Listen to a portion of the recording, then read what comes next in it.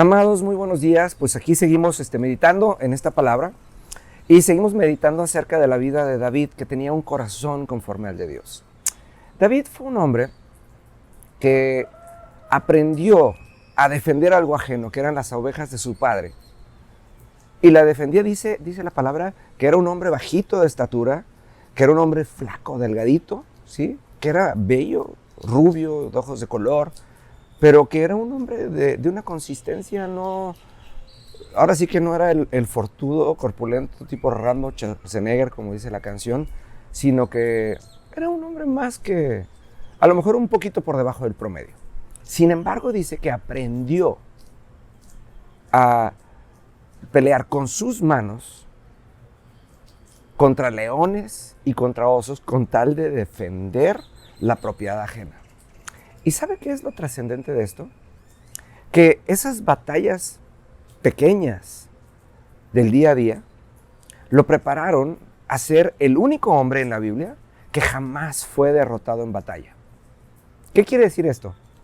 David sabía que el interés de lo que hacía no era para sí mismo. Y sabía que eso que estaba él haciendo lo ponía en un constante riesgo y un constante peligro, porque siempre iba a tener algo que estuviera tratando de poner en riesgo, ahora sí que estuviera amenazando ese bien que estaba cuidando.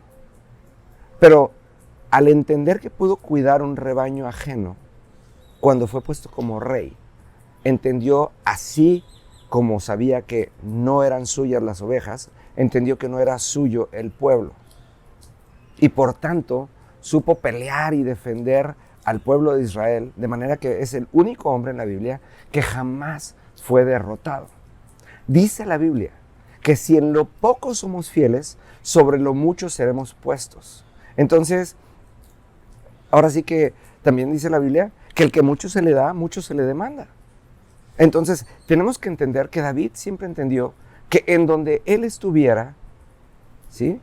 En donde él estuviera, siempre iba a estar cuidando algo ajeno, y que de acuerdo al celo que tuviera por cuidar aquello que le fue puesto en sus manos, iba a poder crecer. Muchas veces, amados, ustedes y yo nos frustramos porque no crecemos en ciertas áreas de nuestra vida, en lo profesional, en lo emocional, en lo espiritual, porque no lo entendemos como ajeno.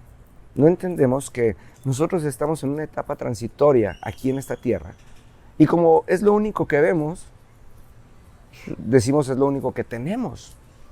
Pero si entendemos que estamos aquí en una etapa de cuidar algo ajeno y nuestra vida es algo ajeno, entonces iremos creciendo. El corazón de David era conforme al de Dios por el hecho de que entendía que nada era suyo. Y fíjese nada más, en las cosas que David fracasó en su vida, fueron aquellas cosas que no vio como ajenas. Una de ellas fue su ámbito familiar. Tuvo 8 esposas. Tuvo hijos que nacieron y que tuvieron que morir a causa de su pecado, como consecuencia de su pecado. Tuvo hijos que se rebelaron contra él y que atentaron contra su vida. Y hubo una parte de su vida personal que él nunca le entregó a Dios y que nunca concibió como ajena. Y por eso venía de fracaso en fracaso. Y mire, pasa todo el tiempo.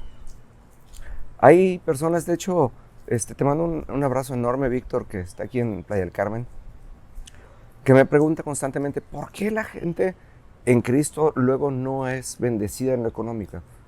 Y la respuesta más correcta es eso, porque hay veces que todavía no nos dan aquello que en realidad nos debería de corresponder, por la pura y sencilla razón de que no lo percibimos como ajeno. Pasa que si yo tuviera $1 millón, o sea, no nos tardamos más de 2 minutos en gastárnoslos, porque no entendemos que ese $1 millón Dios lo pondría en nuestras manos con un objetivo, sí para que lo disfrutáramos, sí para que tuviéramos mejores cosas, pero todo con el propósito de cuidar un reino, de entrar en una condición de prosperidad hacia un propósito. Hemos estado hablando mucho del propósito. Yo creo que la semana que entra vamos a estar hablando en específico del tema de propósito.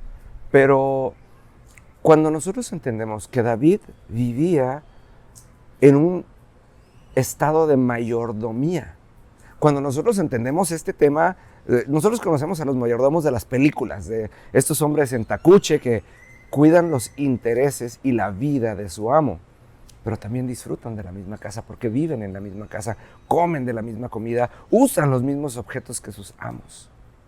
Esto tiene que ser emocionante.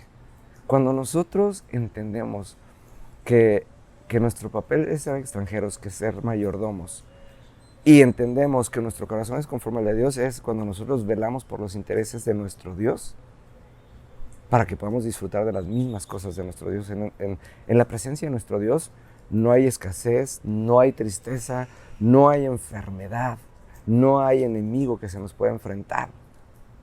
Sin embargo, nosotros vivimos con todas estas cosas porque seguimos viviendo en nuestra choza y no en el palacio de nuestro rey. Mañana seguimos platicando de esto. Que Dios les bendiga.